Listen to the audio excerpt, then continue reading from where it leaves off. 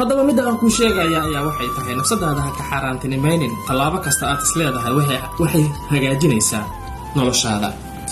sababta oo ah haddii maanta ay ku hayso duruuf cayiman ama dhib cayiman haddii uu ku hayo ama shay cayiman uu ku hayo oo aad isleedahay waxani goorbay ku dhaafayaan, markaas waxaad xaaraantinimaysay ama nafsadaada waxaad ka xaaraantinimaysay inaad hagaajisid noloshaada.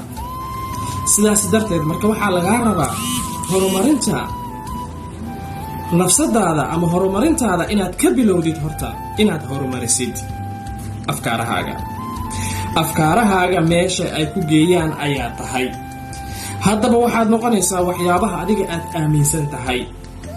sidaas darteed waxaad ka bilowdaa inaad horumarisid afkaarahaaga, kadibna aad ku xijisid inaad horumarisid shaqooyinkaaga. dabadeedna waxaa lagaa rabaa inaad horumarisid caadaadkaaga iyo dhaqankaaga. dabadeetana waxaad indhahaaga aad ku arkaysaa sida ugu wanaagsan ee ay noloshaadu ay ku horumarayso. tallaabo kasta oo horumar ah oo nafsadaada dhankeeda aad u qaadid, ama dhanka afkaarahaaga ama dhanka shaqooyinkaaga ama dhanka caadaadkaaga ama waxaad caadaysatay, indhahaaga ayaad ku arkaysaa qaabka ay noloshaada ay u horumarayso.